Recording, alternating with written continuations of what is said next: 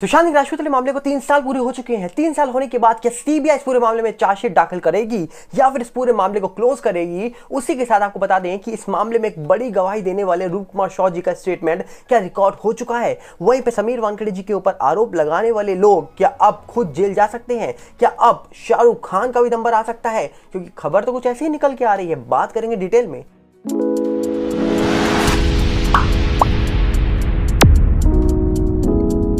सबसे पहले हम आपको यहाँ पर यह बता दें कि आज 14 जून हो चुकी है। एक वही दिन दोबारा आ चुका है जो दिन शायद हम आप नहीं देखना चाहते थे।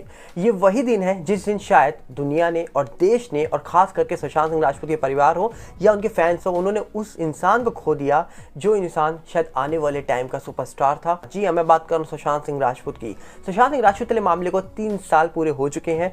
3 साल पूरे होने के बाद कई सारे लोग उनको आज याद कर रहे हैं, पर कौन याद नहीं कर रहा वो है शायद बॉलीवुड। क्योंकि बॉलीवुड पूरे मामले में पिछले 3 साल से चुप्पी साध के बैठा हुआ है और उसका शायद भुगतान बॉलीवुड अपनी फिल्मों को फ्लॉप करवा कर दे रहा है। क्योंकि आपको बता दिया जाए, सुशांत मामले में पिछले 3 साल में बहुत सारी बातें हुई, बहुत सारे लोग निकल के आए, पर आखिरकार इस पूरे मामले का सच नहीं निकल के आया। आपको मैंने कहा था कि देश की मीडिया जागेगी 14 जून वाले दिन। जी हाँ, मैंने जब खबर देखी कल तो कुछ मीडिया चैनल्स ने प्रिंट करके रखा हुआ था और लिखा हुआ था कि सुशांत सिंह राजपूत वाले मामले को 3 साल पूरे हो चुके हैं। 3 साल पूरे होने के बाद ना ही कोई चार्जशीट दाखिल की गई है सीबीआई की ओर से और ना ही ये मामला क्लोज किया गया है। अब ये बहुत बड़ी बात है कि मीडिया ये लिख रही है कि इस मामले में अभी तक कोई चार्जशीट नहीं हुई है और ना ही ये मामला क्लोज है। तो आखिरकार कौन लोग हैं वो जो इस मामले को सिंपल केस बताते हैं? कौन से वो लोग हैं जो इस मामले को ये बोलते हैं कि सुशांत ने वो सब खुद किया, सुशांत ने गलत कदम खुद उठाया, जबकि न्यूज़ मीडिया खुद ये बात लिख रही है कि अभी तक कोई भी निर्णय नहीं दिया है। यहाँ पर सीबीआई ने कुछ भी नहीं बताया है, एजेंसीज ने ना ही मामला क्लोज किया है। तो आखिरकार सुशांत सिंह राजपूत के साथ क्या हुआ, ये आज भी एक रहस्य बना हुआ है। वहीं पे मीडिया आगे ये दावा करती है कि सुशांत ने 14 जून 2020 को ये करा और उनका शरीर ऐसे बरामद हुआ। मतलब मीडिया कहीं ना कहीं दोनों पक्षों में काम करती है। एक तरफ मीडिया कहती है कि सुशांत ने गलत कदम नहीं उठाया, एक तरफ मीडिया कहती है कि सुशांत सिंह राजपूत ऐसे मिले थे 14 जून को, एक तरफ मीडिया कहती है कि सुशांत सिंह राजपूत वाले मामले में कोई चार्जशीट दाखिल नहीं हुई और ये मामला अभी तक क्लोज भी नहीं हुआ। एजेंसीज जांच कर रही है, मामले का रहस्य आज भी बरकरार है। तो इस तरीके से देश की मीडिया बातें करती रहती है, पर इस पूरे मामले को 3 साल होने के बाद आज भी देश की जनता सवाल पूछती है कि आखिरकार क्या सीबीआई ने इस पूरे मामले के बहुत बड़े गवाह रूप कुमार शॉ जी का स्टेटमेंट क्या रिकॉर्ड कर लिया था? क्या सीबीआई ने इस पूरे मामले में दिशा सुशांत मामले का जो लिंक लेके निकल रही थी बातें, उस बारे में क्या चर्चा की थी? क्या उस बारे में इन्वेस्टिगेशन की थी?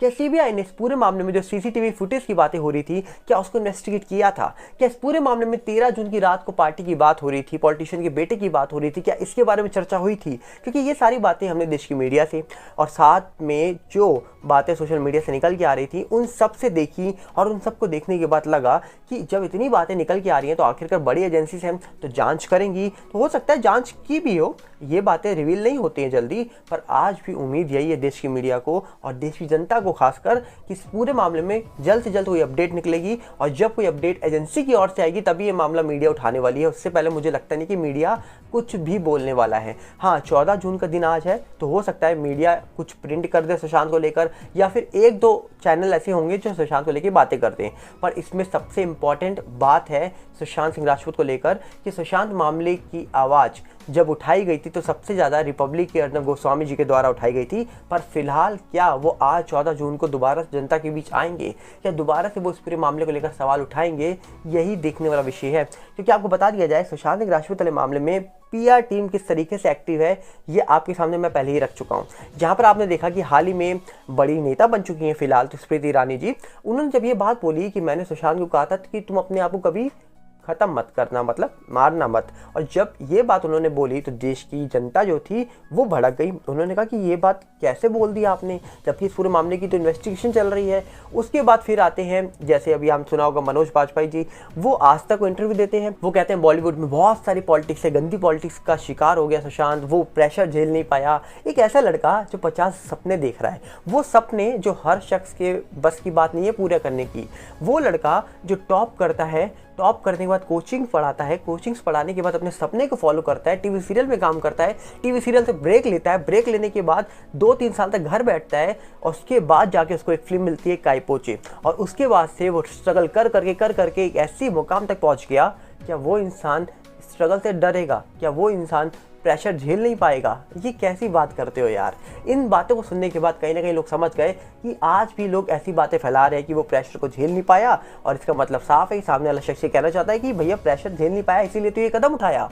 इसके बाद निकल के आते हैं कंगना रनावत। जी हाँ, कंगना रनावत को लेकर भी अब लोग कहीं ना कहीं अपने विचार रख रहे हैं सोशल मीडिया पर। जैसे ही कंगना रनावत ने हाल ही में एक बात बोली रणबीर कपूर और करण जौहर को लेकर कि ये लोग हैं जो पीआर एक्टिविटी कर रहे हैं, ये लोग हैं जो कुछ ब्लाइंड आर्टिकल छपवाते हैं और इसी के कारण सुशांत हमारे बीच नहीं है, और सुशांत की डेथ का जिम्मेदार बोल दिया कि यही दोनों लोग हैं। और कहीं ना कहीं ये भी बोल दिया कि सुशांत को लेकर इन्होंने ऐसे आर्टिकल छपाए, ऐसा प्रेशर बनाया कि सुशांत हमारे बीच आज नहीं है और वो ये सब फेस ही नहीं कर पाया, झेल ही नहीं पाया, इसीलिए उसने गलत कदम उठा लिया। अब ये बात जब कंगना को लेकर देश की मीडिया छापती है तो कहीं ना कहीं पब्लिक समझ जाती है कि भैया आज के टाइम पर जिनके पास काम नहीं है वो कहीं ना कहीं सुशांत का नाम लेता है और सोचता है किसी तरीके से मैं मीडिया में आ जाऊं। और यही बात आज लोग इन लोगों को लोग कह रहे हैं कि आखिरकार कुछ ऐसे लोग जो बहुत बड़े मुकाम पे हैं, कुछ ऐसे लोग जो एक ऐसी गद्दी में बैठे हैं जहां से वो कुछ बोलेंगे तो हो सकता है इस मामले में बड़ी अपडेट आ जाए।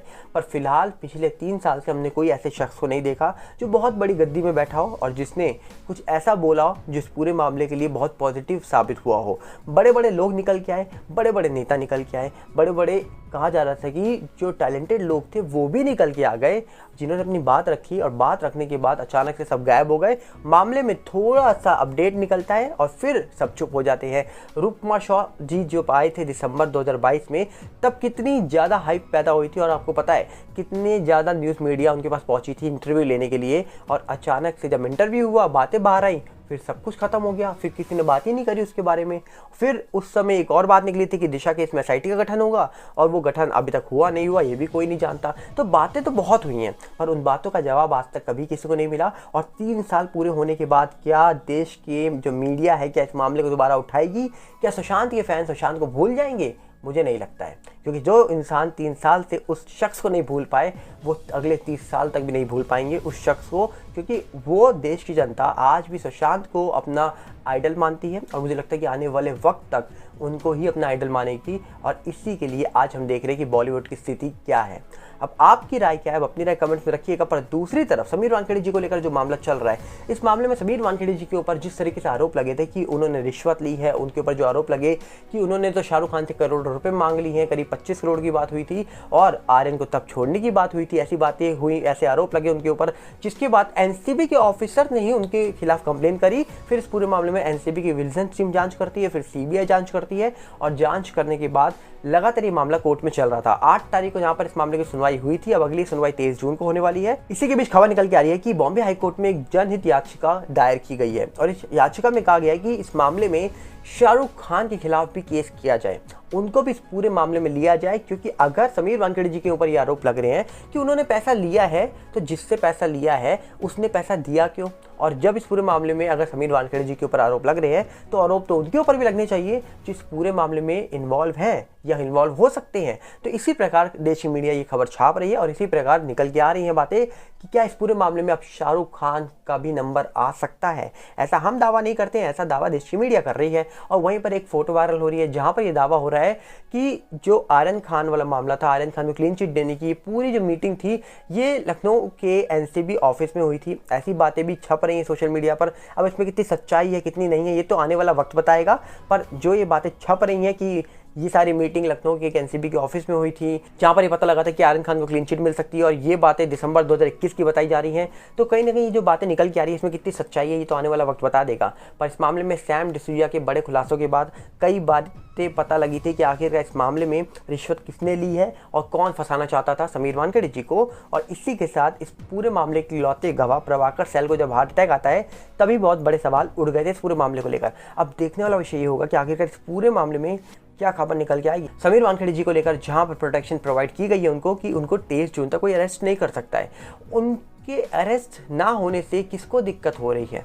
सीबीआई की टीम बॉम्बे हाईकोर्ट पहुंच जाती है कि जो प्रोटेक्शन प्रोवाइड की गई समीर वानखेड़े जी को वो प्रोटेक्शन उनको ना दी जाए। तो आखिरकार किसको दिक्कत है समीर वानखेड़े जी के अरेस्ट ना होने से? ये भी एक बहुत बड़ा सवाल है। तो हम चाहेंगे अपनी राय कमेंट बॉक्स में रखिए कि आपको क्या लगता है कि आखिरकार समीर वानखेड़े जी को लेकर 23 जून को क्या बड़ा फैसला निकल के आ सकता है। और फिलहाल अगर हम समीर वानखेड़े जी को लेकर बात करें तो समीर वानखेड़े जी कहा जा रहा है कि फिलहाल कई पोस्ट कर रहे हैं जहां पर उनको लोगों का सपोर्ट मिल रहा है, लोगों का प्यार मिल रहा है। तो आप आपकी क्या राय है, आप अपनी राय कमेंट बॉक्स में रख सकते हैं। हम मिलेंगे बहुत जल्दी। नमस्कार, जय हिंद, और उम्मीद करेंगे कि जल्द सुशांत सिंह राजपूत वाले मामले में कोई बड़ी खबर निकल के आए जो इस पूरे मामले में एक पॉजिटिव न्यूज़ की तरीके फैल जाए।